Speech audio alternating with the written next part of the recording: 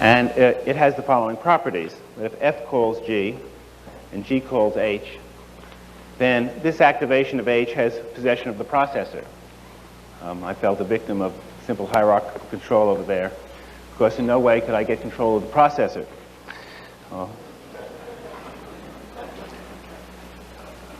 I'll try and give you control to get to the coffee soon.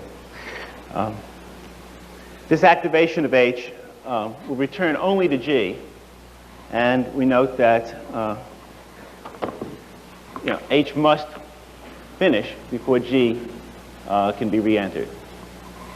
When H has been exited, then it vanishes forever, and therefore you can't get hold of anymore the bindings that existed in H, any associations between names and variables that were local to H, and there's no way you can say, gee, I forgot, I want to continue, go back to where you were in H. Artificial intelligence problems and now languages require more complex control structures, and what I'm going to do very briefly here is to go over some of the 9 non-hierarchical control regimes which have been introduced into the newer programming languages. Some of them are old. Skip returns have been in Lisp for some time, various forms, coroutines, backtracking, multiprocessing, generators, and daemons. What I will do is describe what each of these things mean, and then very briefly summarize which of these appear in each of the families of languages that we've talked about here today. A skip return is the simplest kind of non-hierarchical control. It has the feature that G, instead of having to, this instance of G, instead of returning to H, can in fact return to some ancestor of H. In this case, for example, G is returning to an ancestor of a previous instantiation of G. This might be the case, for example, in a problem space search, where on the second call to G, it decides, oh, I know what's supposed to happen whenever I call G, and it can search back up this control chain and find out, okay, the value I should have returned up here is thus and so, and just return that value. This kind of skip return, or ret from as it's called in Interlisp, has been around for some time. Another example of this is bin error control, which has been used in Lisp.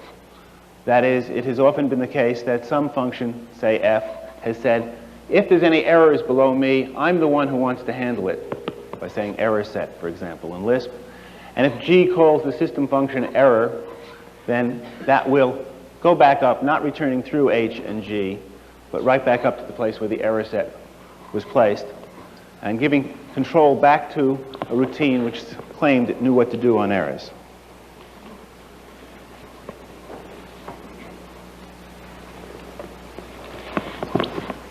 Coroutines have been around for a long time, but their easy use in programming languages for artificial intelligence has not.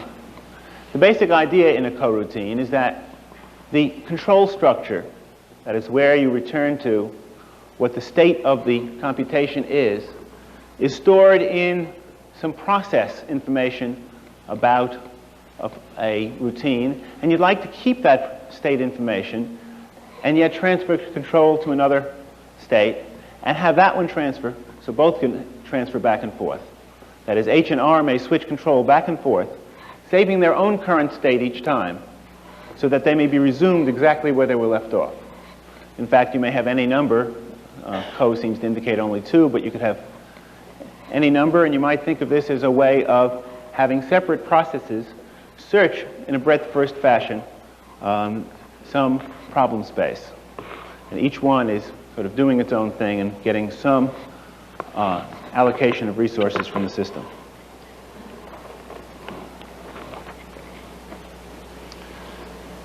Backtracking. Backtracking was in vogue for a while, and now it seems to be down. It's a special coroutine switching, which requires a strict order between the processes. That is, last in, first out order. Consider what would happen if you went down and a choice were made at H1. H1 is perhaps one of these generator functions which selects, it saves its own state, returns up, somebody uses it and goes down, another choice is made, and a third choice is made. At each of these points, there is a fail set, something which says, I have another choice to make if you ever need it. If H3 says, I'm not succeeding, I've failed, then control can return back to H2, which can then make another choice, return control, and another right brother can be generated. The critical thing is that once H3 has been exited, it will only go back to H2 or perhaps some other left brother, and it will never be returned to. So this is a sort of specialized version of coroutine switching where you save these processes, but you always go back in a fixed order.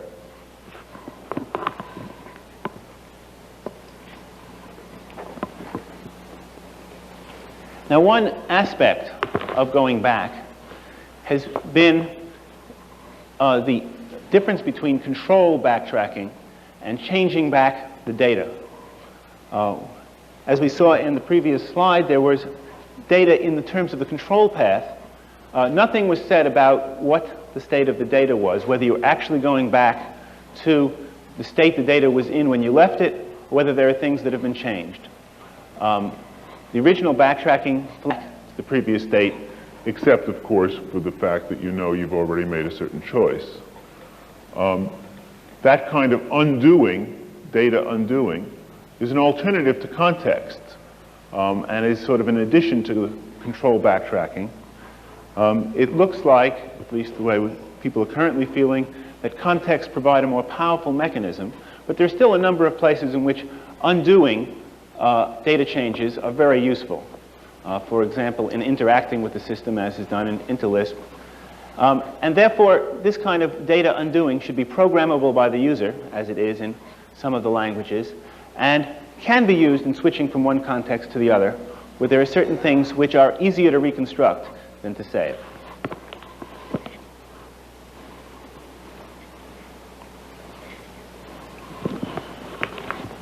Multiprocessing, a multiprocessing tree looks very similar to a coroutine tree, except in this case we see that P1, P2, and P3 are all active simultaneously.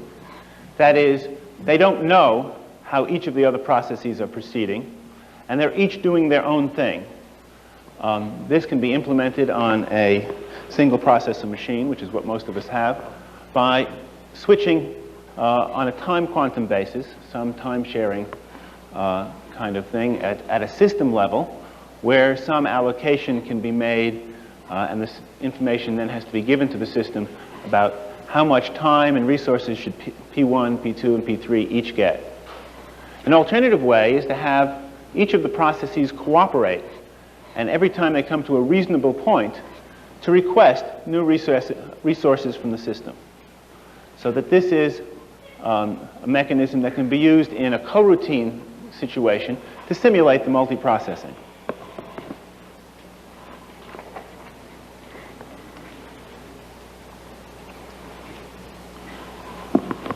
Bert has talked about generators. Basically, a generator is another example of a coroutine. It's a coroutine which generates data items incrementally. It does this by resuming a database search. For example, if this was a goal, find me all X such that person of X is satisfied, then the system might return a list which consisted of, for example, John, a first person, Bill, a second person, and other people. That is a routine or a handle on a process, which when accessed by a try next kind of process would actually generate a new list, which would then incrementally add to the list of possibilities.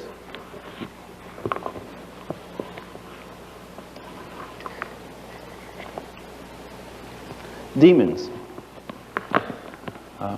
Daemons are, again, coroutines, a suspended process. And this becomes activated when some on condition, some test condition, becomes true. Therefore, what you really like to do is set up a process which is ready to go. It has all the information that's necessary to do whatever it wants to do, and have it come on at the appropriate time. The way this is usually done, because we haven't got any special hardware, is to have the condition tested by potential state-changing functions. This would be greatly augmented by having hardware which could let you know when sensitive data was touched. Simulations of this kind of hardware using some current hardware has been done, and it makes a big difference.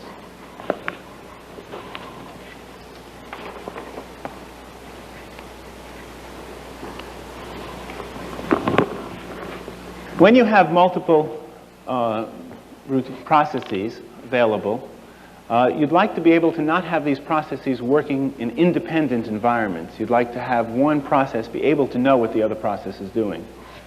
The concept of relative evaluation talks about this need. For example, if P1 needs the value of x in P2's access context, but wants control to remain in P1, then it has to form a relative evaluation. That is, it has to say, please give me the value of x and specify P2. And this kind of feature is something which has been added to a number of the programming languages.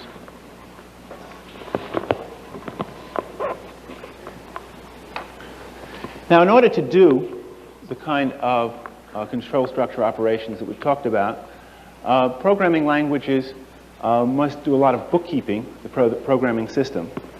And Ben Wegbright and myself have suggested a model which indicates the kind of bookkeeping that's necessary, and actually suggested an implementation which is reasonably efficient, and has been taken up as and implemented in Conniver, Poplar, and Interlisp rather directly from our model. It treats the records for procedure activation, which we call frames, as manipulable data objects. That is, you can build each of those little boxes that I showed separately, and you can put them together. This means that if you can hold on to them, you can build these structures, you can build any possible kind of control structure. So that the kinds of control structure regimes that I talked about earlier are just examples of what you can build. One of the important points here is that you'd like to be able to build new ones as you find the need. Okay, I will just very briefly talk about this model. There is a paper being given tomorrow morning which actually describes the model in some detail. The basic idea of the model says that we must have these frames, and the frames must have the following information. They must have a way of knowing about the local bindings. That is, what the local nomenclature is for this particular function activation. In addition to the local names, you must know about where you can look up what a name means in an external access environment for free variables. Free variables have been something we've used for some time. This access link in Lisp has often been the control link, that is, a pointer to where the module which previously called the current module. But it doesn't have to be the case. In Algol-like languages, this is determined by the lexical structure. In special process situations, this access link must be controlled differently. Finally, you must have information about the process state. The process state is what allows you to resume from a particular point. And the process state basically consists of an analog of the program counter and the temporaries that have been computed. If you're, for example, in the middle of computing some function f of q of x, h of x, and r of y, and you've just called to compute h of x, then you've already determined the value of q of x, and you'd like to keep that around. You don't want to have to recompute. So there must be some room for this, and when the value for h of x has been returned, it too will go on in this frame extension, in the frame, to be saved as part of the state. And the program counter will be pointing right here. This means that anybody down below could come back and continue here if it provided some appropriate value for h of x. The basic principle is that the process state is sufficient for a direct restart, just going right from the frame itself, so that a single pointer to a frame determines everything that's needed to know, to be known to have a process description. Well, this has been a very rapid overview of the kind of control structures that people have used. And now I'll just sort of indicate where the current family of programming languages is at. SAIL has multiprocessing. This is sort of a strong point here. They have a way of building separate processes. The processes tend not to share as much as you might like. They go off fairly independently. From the multiprocessing facility, they have built a coroutine facility so that you can start one process, resume a process, and stop the one that's currently on. And control between the processes is done by passing messages between the processes. Because SAIL is a compiler-based system, it provides no mechanism for relative evaluation because the names of the variables themselves have been lost in the compilation process. In addition, they provide no special backtracking mechanism allowing the user to program his own. They do provide some mechanism for saving the data state and then restoring it. That is, for actually stating, I'd like to save the values of x, y, and w, and call that set of values P1, and then restoring P1. A brief example. This is an example of how multiprocessing is done in SAIL. If you have 3 items, P1, P2, and P3, then in this routine right here, 3 new processes can be generated. One, P1, which is sprouted, is an instance of the routine grab, which is going to have hand 1 grab the hammer. Sprout P2 says have the second hand at the Stanford AI lab grab the nail. P3, look at the TV, with the TV, the boards. Okay, so now you have 3 independent processes which are proceeding, and hopefully when they're done, you'll be in a position to pound a hammer, pound with a hammer the nail into the boards. Okay. The join here says, well, we have to wait until all these 3 processes have achieved their goal. And so the join statement says wait until P1 is terminated, P2 is terminated, and P3 is terminated. And then the appropriate state of the world will exist. And we can now perform the operation of pounding.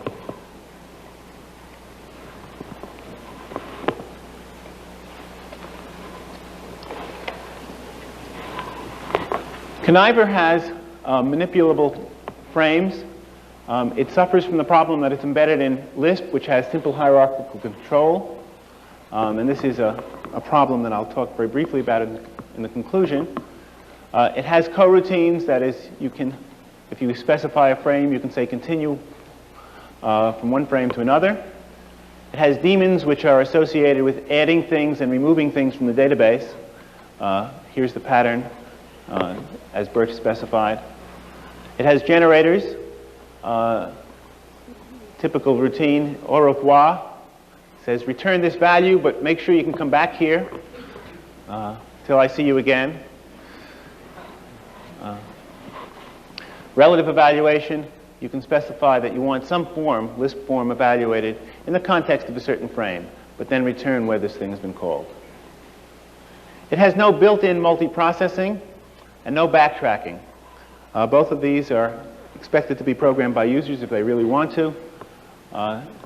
Here again is a case that the user should have control and know exactly what's happening at any time.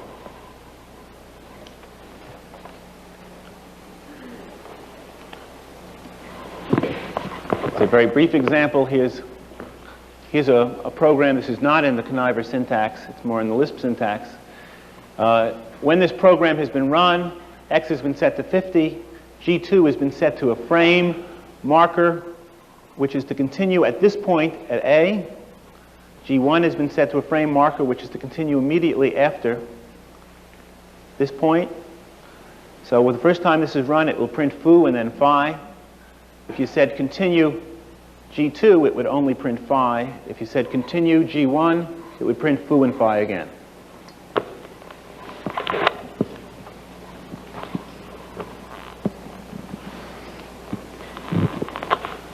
Okay. QLisp and Interlisp now and soon are sort of this season and next season, summer and fall. Turns out the nearest that you can estimate things coming in programming languages is by the seasons. Right now they use only recursive backtracking. Recursive backtracking is something that's discussed by Sussman. I won't go into in detail, but he gives a strong argument about why most backtracking programs can be better written as recursive programs, and so the choices can actually be made in the hierarchical control structure. It has programmable undoing. It has daemons, which are special teams of functions to check conditions, and these are user programmable. Again, a philosophy here of giving the user as much control as possible. Very soon, as I say, I'm told this next month, that there will be the manipulable frame structure built into the Lisp system itself, into the Interlisp system, so that that QLisp and Interlisp will work in a common control environment. This is unlike Planner, Conniver, and Poplar, which I'll discuss in a second. And it's very important in that you really want to be able to get everything right down to the system routines to be able to interact in these flexible ways. There's no multiprocessing built into the system. A special process, a distinguished process, which would be the executive, would handle that sort of thing, and the user would call it at useful points. A sample primitive, environment evaluate, NVval, form, and then specify independently the access and control links. So this actually sets up a frame with the access and control links specified, and then lets you evaluate the form. It encompasses both the generalized goto of Conniver and the relative evaluation in one function.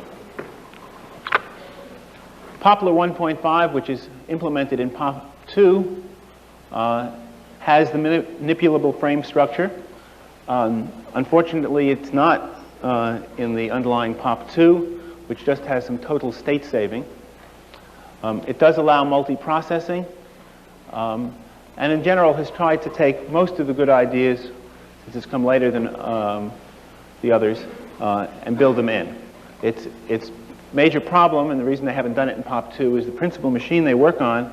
It's a very small one, and they can't really put anything more into the basic system. Hopefully, when new implementation machines are available, they'll do more on that. Well, I was going to give a summary, but we don't really have the time for that. We'll let you read the paper, which is available.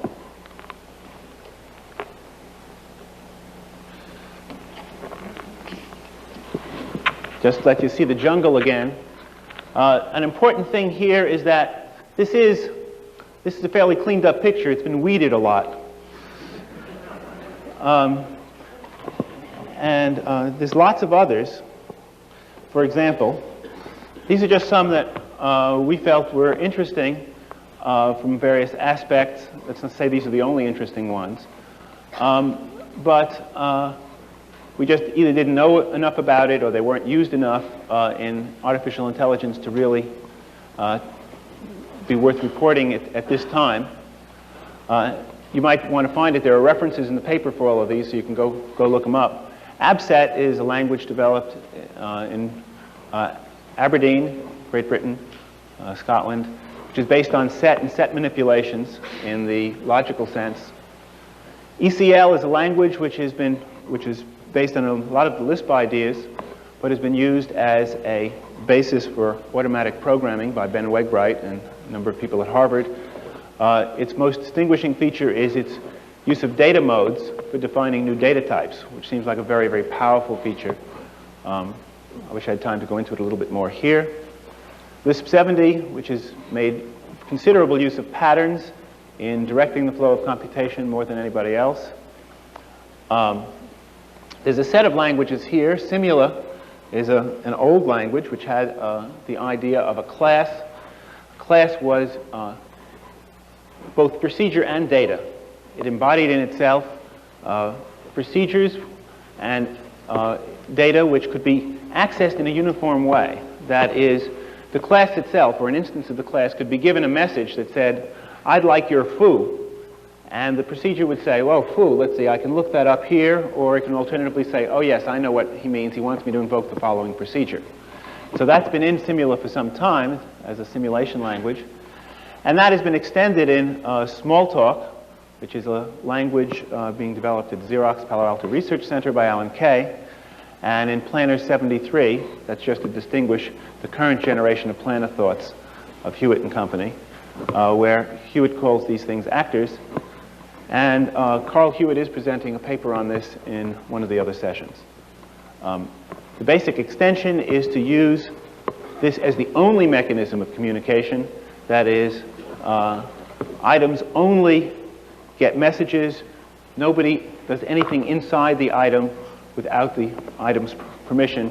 That is, without an actor must return and talk for itself. You can only give an item, an actor a cue. You can't look inside it and see what script it's reading. All right. We have I felt it important that we have some conclusions other than saying, well, everything's going well and let's see you again in 2 years. They're not going as well as I'd like. First of all, the new languages often tend to be bumps on the old ones. Now, that's good in that they get done fast when they're done that way, and you can actually get some experience. Microplanner is probably the best example of that. It was built initially in 3 weeks, so it was said, and debugged over the next year. But it was debugged in an important way. That is, Terry Winograd wanted to use it. Okay. And so he was using it gradually. What was needed was built in. So the bugs were not always just bugs of, well, it didn't do what we said in the first place, but it didn't do what we wanted. Okay. And I think a very important thing to note is that from that came an important paper by Sussman, Why Conniving is Better Than Planning, which he actually reflected on the mistakes that were made. And it's very important that not only do we learn from the bugs in our programs, but from the bugs in our programming languages. Okay. The problem with bumps is that they're often ugly and awkward.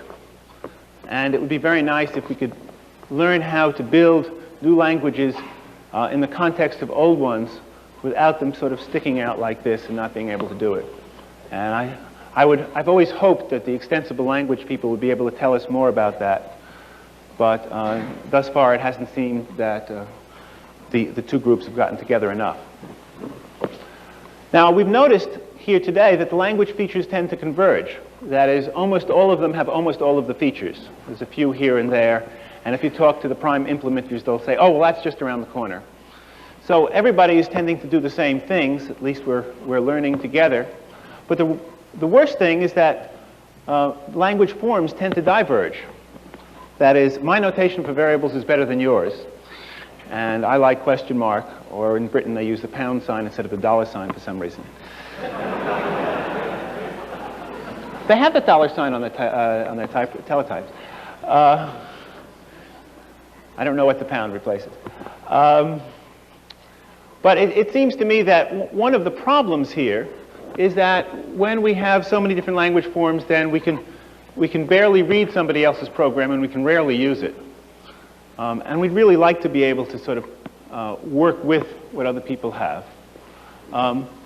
And finally, because of this, and because everybody thinks, well, building languages is easy, and that's true, the first 3 weeks is easy,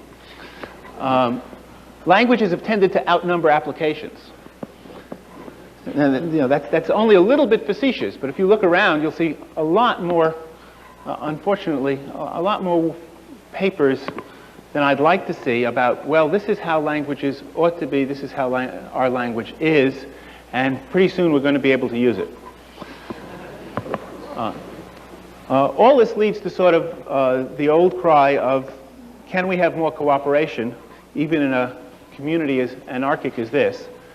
And as has been the cry around for some time, it would be nice if instead of if we could stand on the shoulders of our predecessors instead of always standing on their toes.